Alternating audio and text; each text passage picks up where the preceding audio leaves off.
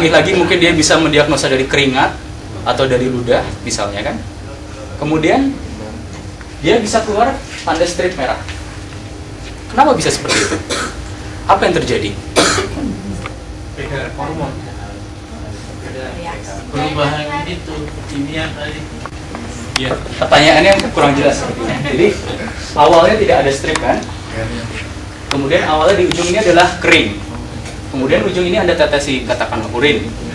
Kenapa tiba-tiba di sini bisa keluar reaksi yang seperti Anda katakan? Bagaimana caranya si makhluk di sini bisa membaca urin yang di sini? Gimana Mas? Bukan. Ya, betul. Ya jawabannya betul, tapi mungkin masih ada yang belum jelas. Apa sih capillary force? Contohnya sehari-hari apa sih capillary force? Itu apa sumbu kompor itu. Jago Pak. Di rumah punya kompor gas. Kalau teman-teman tidak pernah punya kompor bersumbu, mungkin masih belum jelas tapi Pak. Nah, yang paling gampang itu kalau Anda berkeringat, Anda punya tisu kan? Anda tempelkan, kemudian lama-lama tisu itu akan basah. Kenapa? Karena tisu itu berpori. Dan pori-pori ini memiliki tingkat kekeringan katakanlah, yang ketika bersentuhan dengan fluida, maka dia akan menyedot fluida itu. Sesuatu yang sangat-sangat simpel. Nah, di sini Anda tidak lagi perlu electric method, Anda tidak perlu lagi sistem berbasis tekanan, Anda hanya perlu kapilaritas. Itu adalah kelebihannya, lebih tahan banting, lebih bisa dipakai tanpa infrastruktur yang kompleks. Anda mendapat segala kelebihan ini, tahan banting, mudah, tersebar luas, Anda bisa kirim barang sekecil ini, seringan ini kemana-mana, tapi dia tidak memiliki proses diagnosa yang paralel. Artinya, kalau Anda teteskan sesuatu di sini, kemudian dia akan merambat sampai ke sini, habis itu selesai. Anda harus buang. Hanya satu diagnosa, selesai. Kadang-kadang itu sudah cukup baik, tapi kadang-kadang juga itu belum cukup baik. Kenapa belum cukup baik? Katakanlah ada orang bersin-bersin, pegal-pegal. Kemudian dokter bilang ini mungkin flu burung, ini mungkin penyakit, bukan flu burung, penyakit A, mungkin penyakit B. Artinya Anda harus mengetes tidak hanya apakah dia kena flu burung, tapi dia juga harus dites apakah dia kena penyakit A, apakah dia kena penyakit B. Artinya Anda harus melakukan beberapa diagnosa bersamaan secara paralel. Bayangkan kalau untuk masing-masing diagnosa Anda butuh satu alat seperti ini, maka Anda butuh banyak sekali alat seperti ini.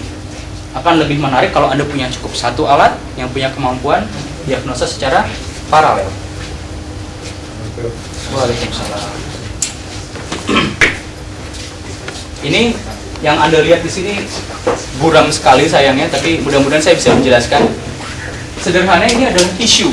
Sama seperti yang saya katakan tadi saat Anda mengelap keringat dengan tisu, kemudian keringat berpindah ke pori-pori dalam tisu sehingga tisu menjadi basah. Sama seperti ini. Ini adalah tisu. Awalnya tisu biasa, seperti tisu di dapur atau tisu di kantong yang Anda miliki. Kemudian Anda menggoreskan lapisan sejenis lilin di permukaan tisu itu. Jadi bagian yang putih adalah bagian yang memiliki lilin, sedangkan bagian yang coklat adalah yang tidak memiliki lilin. Siapa yang pernah atau siapa yang bisa menebak apa yang terjadi kalau Anda memiliki pertemuan antara cairan dengan lilin? Cairan Tidak ada.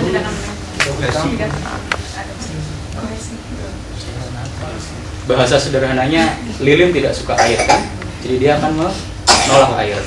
Karena itu kalau Anda memasukkan sampel, Anda mencelupkan kertas tisu ini ke katakanlah larutan urin, dia akan masuk kemana-mana kecuali di bagian yang ada lilinnya. Saya salah. Yang putih adalah yang tidak memiliki lilin, yang coklat adalah yang memiliki lilin. Jadi sampel masuk dari sini, dia naik, kemudian dia bercabang satu ke sini, satu ke sini, satu ke sini. Dengan sistem sesederhana ini, Anda bisa mendiagnosa sekaligus tiga masalah katakanlah, dan Anda bisa mendapatkan semua kelebihan ini, dan sekarang Anda mendapatkan status tidak lagi tidak paralel, tapi menjadi sesuatu yang semi paralel. Saya akan menjelaskan kenapa masih semi paralel. Saya menganggap itu semi paralel karena dia masih sangat-sangat sederhana. Ini adalah sistem dua dimensional. Yang saya maksud dengan dua dimensional adalah dia hanya bergerak ke kiri, ke kanan, ke sini, ke sini. Jadi hanya dua dimensional. Sebuah sistem yang tiga dimensional, dia juga bisa bergerak ke sana maupun ke sini. Bayangkan Anda memiliki tisu dan dia bisa mengalirkan cairan secara tiga dimensional. Bagaimana caranya? Rupanya ada orang yang cukup kurang kerjaan. Dia punya banyak tisu, dia punya banyak selotip. Apa yang dia kerjakan? Katakanlah, ini tisu, ini selotip. Dia tumpuk terus-terus. Tisu, selotip, tisu, selotip, tisu, selotip. Katakanlah sampai 10 pasang. Tapi sebelum dia melakukan itu, dia pikir dulu baik-baik bagaimana caranya supaya antara tisu satu dan tisu lapisan berikutnya ada jalannya. Cukup mudah, selotipnya diberi bolongan. Itu yang dia lakukan. Jadi paper di sini adalah tisu dan pattern di sini adalah selotipnya atau double tape tepatnya yang dia gunakan. Karena dia bisa menempel ke atas maupun ke bawah, tisu atas maupun tisu bawah. Dia tumpuk terus-menerus sehingga dia mendapatkan sistem yang tiga dimensional seperti ini. Jadi kalau Anda mau masukkan sampel dari titik ini, dia bisa jalan ke sini, kemudian tiba-tiba dia bisa turun ke bawah, dia jalan lagi, dia naik ke atas. Dia memiliki labirin yang tiga dimensi, bukan lagi dua dimensi seperti pada slide sebelumnya. Kemudian dengan sistem yang semi sederhana seperti ini, mereka mendemonstrasikan hal yang saya tunjukkan di sini. Di sini ada 4 jenis tinta berwarna merah, kuning, hijau, biru. Kemudian yang merah diteteskan di sini, kuning di sini, hijau di sini, biru di sini. Cukup diteteskan, ditunggu, dilihat apa hasilnya. Ternyata yang mereka dapatkan adalah pola-pola seperti ini. Ini menunjukkan bahwa jalannya tinta biru tidak bertubulkan dengan jalannya tinta hijau dan tidak bertubulkan dengan jalan tinta kuning. Kuning tidak bertubulkan dengan merah. Dengan kata lain, sekarang Anda memiliki sistem yang tiga dimensional. Apakah ada yang kurang jelas tentang tiga dimensional? Oke, Mas? Tapi sekarang antara tisu sama tisu lain itu berarti ada space-nya ya? Betul. Space-nya ini apa nggak pengaruh? Pengaruh. Jadi saat dia membolongi si selotip, si double tape, apa yang dia lakukan untuk menyambung gap tadi itu, dia membuat bubur kertas, pulp. Kemudian dia tambal itu bolongannya. Jadi sebenarnya masalah itu ada, tapi jawabannya juga masih sederhana.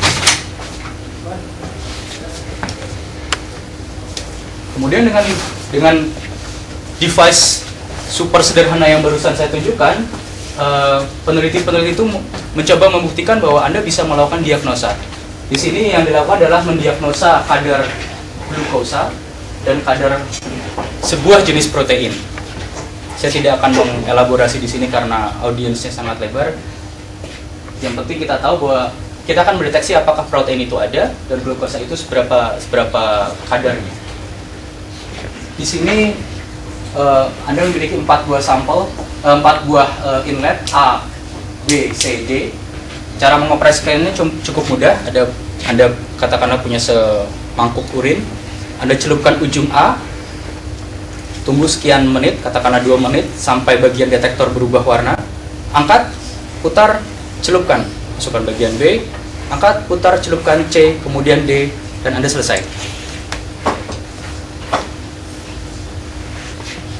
Di sini kemudian ditunjukkan bahwa ternyata mereka bisa mengkalibrasi untuk berbagai jenis kadar glukosa dan berbagai jenis kadar protein yang dideteksi, warna yang dihasilkan menjadi berbeda. Di sini kadarnya katakanlah 2,5, di sini 5, di sini 10, kemudian ini 12, 25, 50. Baris pertama seingat saya adalah untuk deteksi glukosa dan baris kedua adalah deteksi protein. Nah, kemudian pertanyaannya,